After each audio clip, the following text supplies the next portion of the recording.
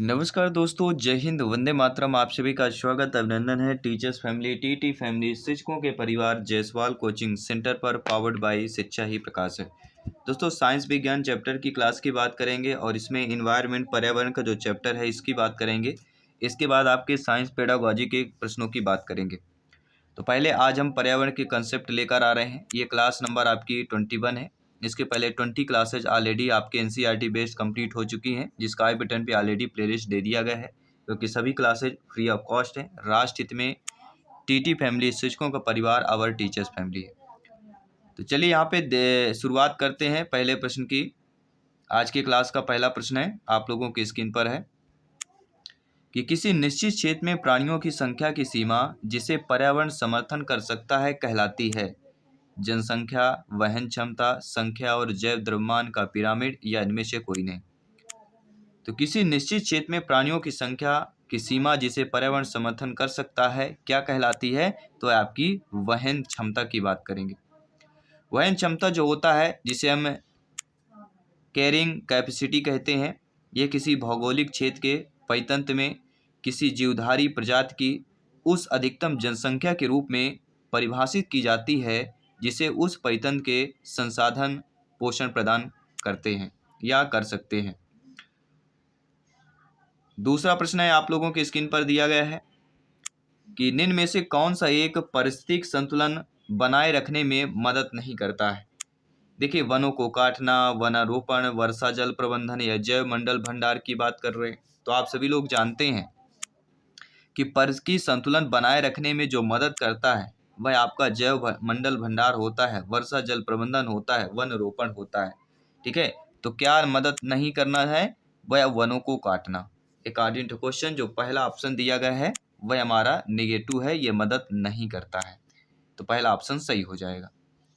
इसके बाद जो है आपका तीसरा प्रश्न दिया गया है, आप लोगों की स्क्रीन पर है। प्रश्न बहुत ही इंटरेस्टेड प्रश्न दिया गया है और इंटरेस्टेड प्रश्न का फीडबैक भी आपका इंटरेस्टेड होना चाहिए कि भारत में पारिस्थितिक असंतुलन का निम्नलिखित में से कौन सा एक प्रमुख कारण है? वनोन्मूलन, मरुस्थलीकरण, बाढ़ एवं अकाल वर्षा की परिवर्तनता की बात करेंगे। तो भारत में पारिस्थितिक असंतुलन का निम्नलिखित में से कौन सा एक प्रमुख कारण है? तो वह कहला जाता है वनोन्मूलन। क्या कहला जाता है दोस्तों? वनों का उन्मूलन कहला जाता है। पहला ऑप्शन जो दिया गया है वह हमारा सही हो जाएगा। ठीक है, आप सभी लोग जानते हैं वनोन्मूलन जो है भारत में पारिस्थितिक असंतुलन का मूल कारण है, जबकि मरुस्थलीकरण, बाढ़ एवं अकाल और वर्षा की परिवर्तनता इसके गौण कारक या कारण होते हैं। तो मरुस्थलीकरण के कारण क्या होते हैं? बाढ़, अकाल और वर्षा की परिवर्तनता। इसके बाद अगला प्रश्न देखिएगा, निम्नलिखित में से किस कार्य से पारिस्थितिक संतुलन बिगड़ता है? लकड़ी काटने से, सामाजिक वानिकी से, वन महोत्सव से या वन रोपण से? तो इनमें से किस कार्य से जो है पारिस्थितिक संतुलन बिगड़ता है? तो वह कार्य कहलाता है लकड़ी काटना।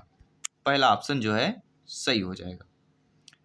इसके बाद अगला प्रश्न है कि निम्नलिखित में से किसका पारिस्थितिक संतुलन से संबंधित नहीं है? आप सभी लोग जानते हैं पारिस्थितिक संतुलन का जो संबंध होता है जल प्रबंधन से होता है, वन रोपण से होता है, वन्यजीव सुरक्षा से होता है, लेकिन औद्योगिक प्रबंधन से नहीं होता है। पर इसके संतुलन का संबंध आपके औद्योगिक प्रबंधन से नहीं होगा, इसलिए according to question C option यहाँ पे सही हो जाएगा।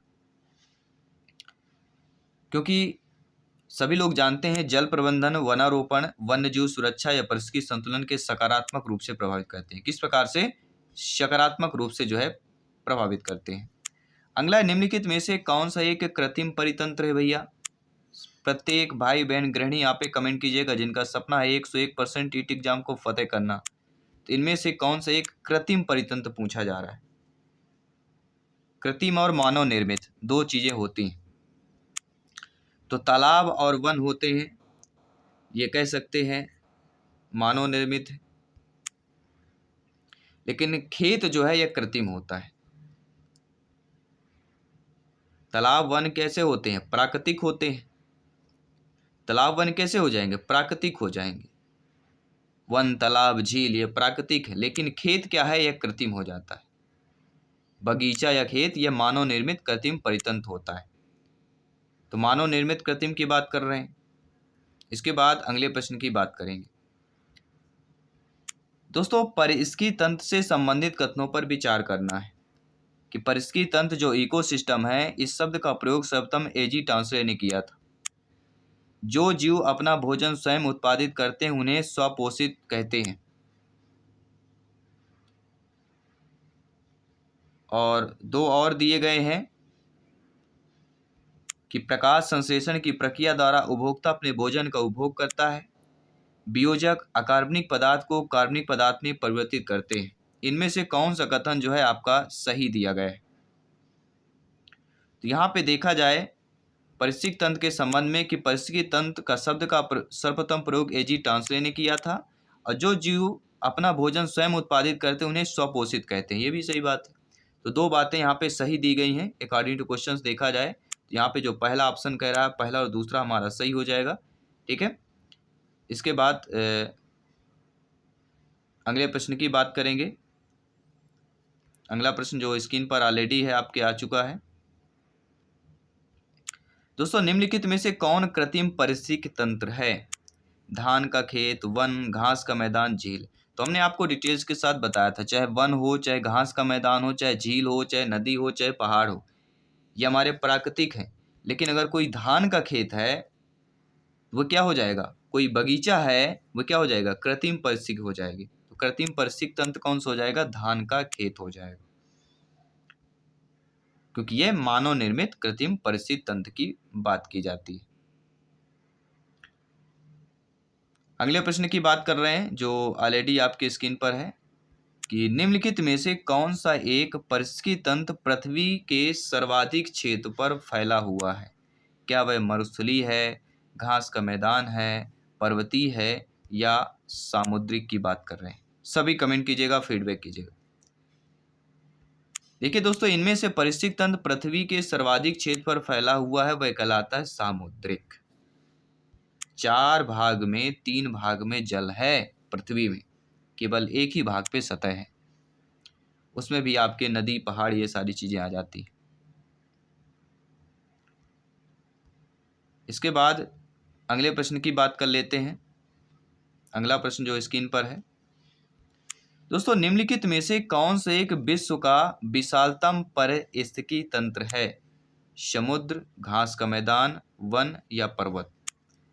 तो कौन सा एक विश्व का विशालतम जो है पारिस्थितिकी तंत्र है? तो समुद्र जो है यह विश्व का विशालतम पारिस्थितिकी तंत्र हो जाता है। पहला ऑप्शन यहाँ पे जो दिया गया है वह सही हो जाएगा, क्योंकि सभी लोग जानते हैं 97% भाग जो है समुद्री जल है, जो लगभग 70% सतह के ऊपर का विस्तृत माना गया है।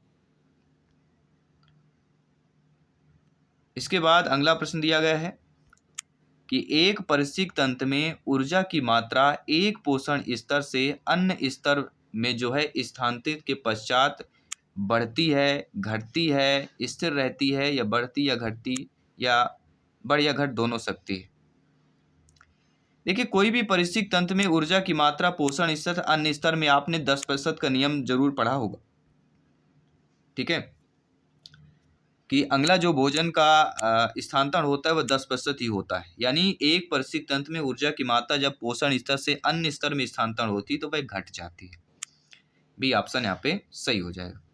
और ये सभी लोग जानते हैं, ऊष्मागतिकी के दूसरे नियम के अकॉर्डिंग अगर देखा जाए तो यहाँ पे जो आप लोग अच्छे तरीके से जानते हैं कि जब ऊर्जा एक पोषण स्तर से अन्य स्तर में या स्थान परिवर्तित करती है, स्थानांतरित होती है, तब उसका कुछ ह्रास या घट जाता है, कमी हो जाती है।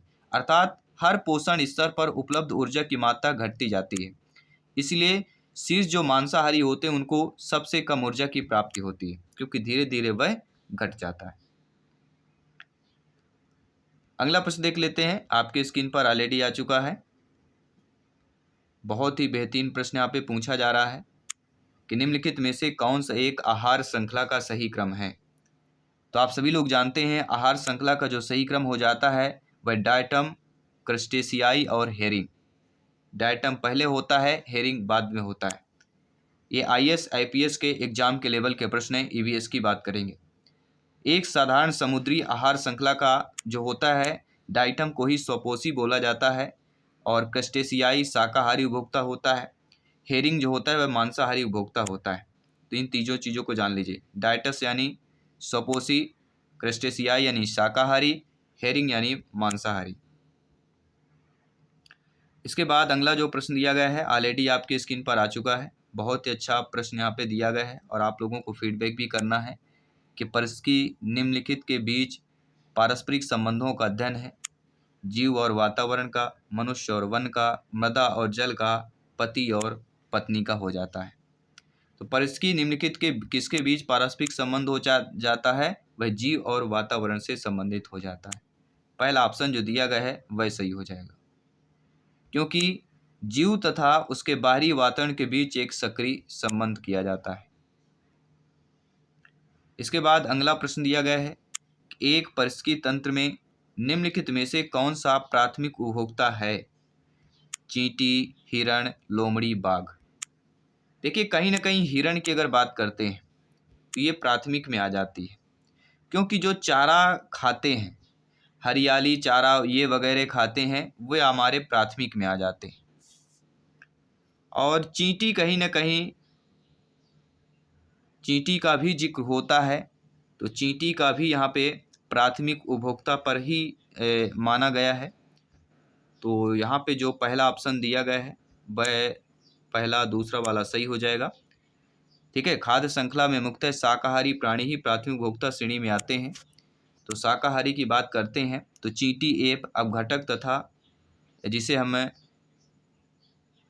प्राथमिक उपभोक्ता दोनों की श्रेणी में आती है। एक अपघटक की श्रेणी में भी आती है और प्राथमिक उपभोक्ता की श्रेणी में। चींटी एक ऐसी है जो अपघटक की श्रेणी में भी आता है और प्राथमिक के श्रेणी में भी आता है। यह पौधे को खाकर सेलुलोज से किससे ऊर्जा को प्राप्त करता है? अगला जो प्रश्न दिया गया है कि पर इसकी निकाय में ऊर्जा का प्राथमिक स्रोत क्या होता है? तो पर इसकी निकाय में ऊर्जा का जो प्राथमिक होता है वह सनलाइट होता है, सौर ऊर्जा होती है। सी ऑप्शन जो दिया गया है वह सही हो जाएगा। इसके बाद जो अगला प्रश्न है कि निम्नलिखित में से कौन सा कथन सही दिया गया है? कि जैव मंडलीय पारिस्थितिकी तंत्र में ऊर्जा का प्रवाह एक दिशा होता है। जैव मंडलीय पारिस्थितिकी तंत्र में ऊर्जा का प्रवाह चक्रीय रूप में होता है। प्राकृतिक पारिस्थितिकी तंत्र में बढ़ते पोषण स्तर के साथ ऊर्जा का सापेक्षिक क्षय घटता जाता है। या कह सकते हैं कि प्रगामी बढ़ते पोषण स्तरों के साथ प्रजातियां सुलभ ऊर्जा का उपयोग करने में कम दक्ष होती है। इनमें से जो सही कथन हमें दिख रहा है कि जैव मंडलीय पारिस्थितिकी तंत्र में ऊर्जा का प्रवाह कैसा होता है? एक दिशीय होता है। तो पहला ऑप्शन यहाँ पे सही हो जाएगा। नो डाउट सारी चीजें क्लियर हो जाएंगी।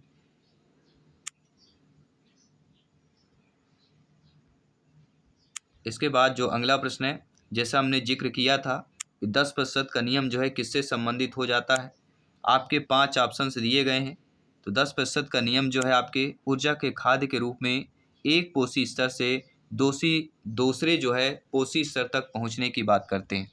और 10% का नियम किसने दिया था? तो लिंडमैन ने दिया था, सभी लोग जानते हैं। कब दिया गया था? 1942 में दिया गया था। इनके अकॉर्डिंग जो है लॉ ऑफ लिंडमैन शाकाहारी जंतु उत्पादक की शुद्ध प्राथमिक उपभोक्ता का 10% भाग अपने में संचित करता है। जब कोई मांसाहारी जंतु इस शाकाहारी जंतु को खाएगा तो वह शाकाहारी का 10% ऊर्जा जो है संचित करता है। इस प्रकार हम कह सकते हैं कि प्रत्येक स्तर में प्रथम, द्वितीय, तृतीय, सर्वश्रेष्ठ श्रेणी के स्तर पर उपभोक्ता केवल 10% ही संचित ऊर्जा को अपने शरीर में भाग में रूपांतरित करता है। अगला है जैव वानिकी से संबंध निम्नलिखित कथनों में से सही कौन सा दिया गया है? जैव वानिकी के अकॉर्डिंग, और नीचे आपके कूट वाले ऑप्शंस दिए गए हैं। जैव वानिकी के अकॉर्डिंग देखा जाए तो यह पारिस्थितिकी का पर्याय है और यह प्राकृतिक तंत्रों के मूल्यों पर बल देता है जो मानव तंत्रों को प्रभावित करता है। तो दूसरा और तीसरा जो दिया गया है जैव वानिकी से संबंधित दिया गया है, यानी कि जो सी ऑप्शन कह रहा है आपका वह सही हो जाएगा अकॉर्डिंग टू क्वेश्चंस की अगर बात करते हैं। बाकी जो अगला प्रश्न है ऑलरेडी आपके स्क्रीन पर दिया गया है कि पारिस्थितिकी तंत्र में डीडीटी का समावेश होने के बाद निम्नलिखित में से किस एक जीव में उसका संभवतः अधिकतम सांद्रण प्रदर्शित होगा? टिड्डा, भेड़, सांप या मवेशी की बात करेंगे। तो जब भी डीडीटी की बात की जाती है, इसमें जीव जो संभवतः अधिक सांद्रण प्रदर्शित करेगा वह कहला जाएगा सांप। C option is the right answer. ठीक है, देखिए डीडीटी का सांद्रण प्रथम स्तर पर सबसे कम होता है, द्वितीय स्तर में उससे अधिक होता है और तृतीय स्तर में सबसे अधिक हो जाता है। सांप चूंकि एक तृतीयक उपभोक्ता है, अतः डीडीटी का सांद्रण सांप में सबसे अधिक होगा। अगला, पारिस्थितिकी तंत्र जो इकोसिस्टम है, इसमें उच्चतम पोषण स्तर प्राप्त है। किसको प्राप्त है? शाकाहारी, मांसाहारी, सर्वाहारी या अपघटक को प्राप्त है? सभी लोग जानते हैं सर्वाहारी, ओमनिवोर्स की बात करेंगे। उच्चतम पोषण स्तर की बात करेंगे तो आहार श्रृंखला में 3 से 4 पोषण स्तर होते हैं। सर्वाहारी को उच्चतम पोषण स्तर जो है प्राप्त होता है।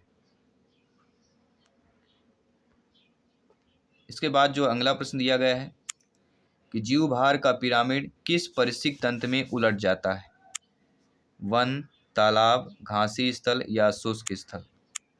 जीवभार का पिरामिड किस पारिस्थितिक तंत्र में उलट जाता है? सभी लोग कमेंट कीजिएगा। वह आपका हो जाएगा तालाब। बी ऑप्शन यहाँ पे सही हो जाएगा।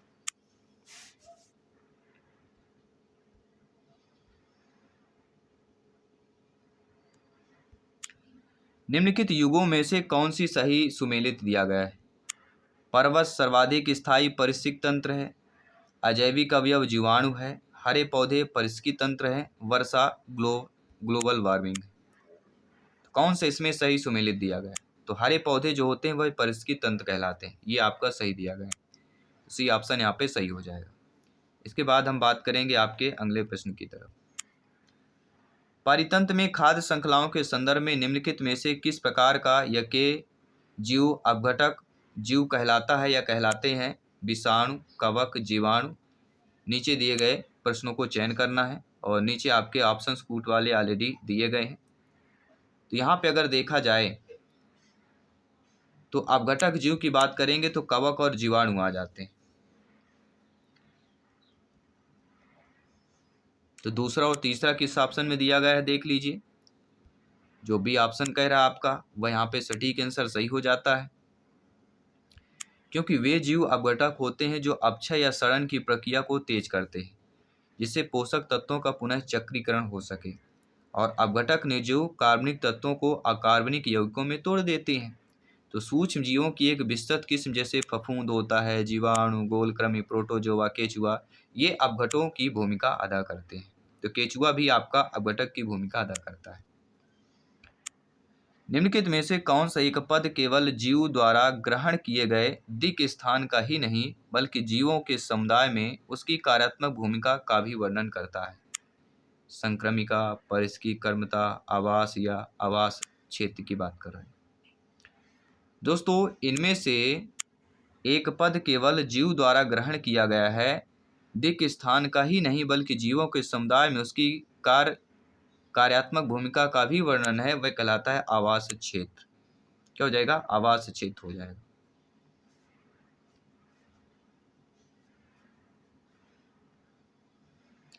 इसके बाद जो अगला प्रश्न दिया गया है आप लोगों की स्क्रीन पर है कि एक घास स्थलीय पारिस्थितिकी तंत्र की खाद्य श्रृंखला में विभिन्न घटकों का सही क्रम क्या हो जाता है?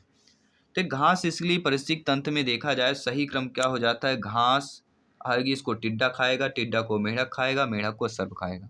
तो पहला ऑप्शन जो दिया गया है ये सही क्रम घटक का दिया गया है। खाद्य श्रृंखला का देखा जाए तो आप स्क्रीन पर देख पा रहे हैं, उत्पादक जो होता है घास होता है, टिड्डा जो होता है वह आपका प्राथमिक उपभोक्ता होता है, मेढक द्वितीयक उपभोक्ता होता है और सर्प आपका तृतीयक उपभोक्ता की श्रेणी पर आ जाता है। इसके बाद है कि कुछ कारणों वश यदि तितलियों की जाति की संख्या में बड़ी गिरावट होती है तो इसका या इसके संभावित परिणाम क्या हो सकते हैं? यह दोस्तों, कुछ कारणों वश यदि तितलियों की जाति की संख्या में बड़ी गिरावट अगर आ रही है तो इसका रीजन और कारण क्या हो सकता है? नीचे आपके कूट वाले ऑप्शंस भी दिए गए हैं ऑलरेडी। तो यहाँ पे देखा जाए तो जो हमारे कारण होते हैं वह कारण यह है कि कुछ पौधों के परागण का प्रतिकूल प्रभाव भी पड़ सकता है और इसके कारण जो बर्रें, मकड़ियाँ और पक्षियों की कुछ प्रजातियों की समष्टि में गिरावट आ सकती है। पहला और तीसरा जो दिया गया है वह सही हो जाएगा और ये किस में दिया गया है?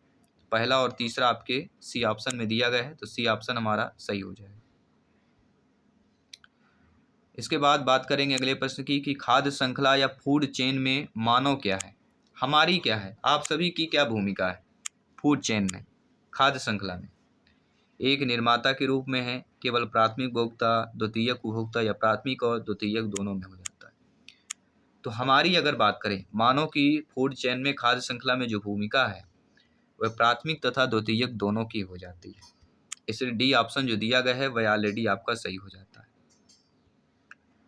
अगला प्रश्न दिया गया है कि पारिस्थितिक तंत्र के संदर्भ में निम्नलिखित कथनों पर विचार करना है कि स्वपोषी स्तर पर उत्पादन को प्राथमिक उत्पादकता कहा जाता है, द्वितीयक उत्पादकता का संदर्भ पर पोषी स्तर के उत्पादन से हो जाता है। नीचे ऑप्शन दिए गए हैं, कौन सा आपका कथन सही हो जाएगा?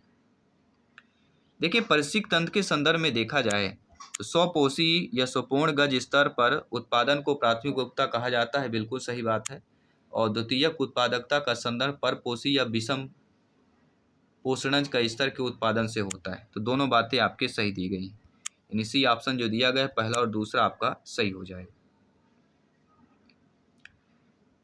इसके बाद आपका अगला प्रश्न, प्यारा सा प्रश्न आपके स्क्रीन पर है कि इनमें से कौन सी खाद्य श्रृंखला का निर्माण करता है? घास गेहूं आम, घास बकरा आदमी, बकरा कौआ हाथी, घास मछली बकरा। देखिए, आप सभी लोग जानते हैं खाद्य श्रृंखला का निर्माण की अगर बात करते हैं तो घास, बकरा और आदमी। घास को कौन खाता है? बकरा। बकरा को आदमी भी खाते हैं। कुछ शाकाहारी हैं, कुछ शोषणहारी हैं, कह सकते हैं, मांसाहारी कह सकते हैं। तो घास, बकरा, आदमी इज द राइट आंसर। क्योंकि खाद्य श्रृंखला का जो क्रमशः है प्राथमिक उत्पादक, प्राथमिक उपभोक्ता, फिर द्वितीयक उपभोक्ता, तृतीयक उपभोक्ता होता है। और इसमें घास प्राथमिक उत्पादक में आता है, बकरा उपभोक्ता में आता है और आदमी द्वितीयक उपभोक्ता कहला जाता है, क्योंकि आदमी दोनों चीज़ों को खा सकता है। इनमें से कौन जो है आहार श्रृंखला का निर्माण करता है? घास गेहूं आम, घास बकरी मानव, बकरी गाय हाथी, घास मछली तथा बकरी। आहार श्रृंखला का निर्माण की बात करेंगे तो आहार श्रृंखला का निर्माण घास के बाद बकरी तथा मानव। सी बी ऑप्शन जो दिया गया है वह सही हो जाएगा। ठीक है, तो नो डाउट सारी चीजें क्लियर हो गई हैं। और एक प्रश्न आप सभी के लिए मॉक क्वेश्चन के रूप में दे रहे हैं कि निम्नलिखित में से पारिस्थितिकी तंत्र का कौन सा एक जीवी संघटक नहीं है? वायु, वनस्पति, जीवाणु या जानवर, कौन सा नहीं है? इसमें से पारिस्थितिकी तंत्र का कौन सा एक जीवी संघटक नहीं है, ये आपको बताना है। वायु, वनस्पति, जानवर, जीवाणु। सभी लोग कमेंट करके बताइएगा 30 में से आपने कितने स्कोर प्राप्त किया, ये भी आपको कमेंट बॉक्स में और शेयर करना है। सभी मित्रों को जय हिंद, वंदे मातरम। जल्द मिलता हूँ आपकी अगली क्लास पर। प्लेलिस्ट ऑलरेडी बना दिया गया है, चैनल को विजिट कीजिए, प्रिपरेशन कीजिए, तैयारी कीजिए, 101% सिलेक्शन पक्का कीजिए।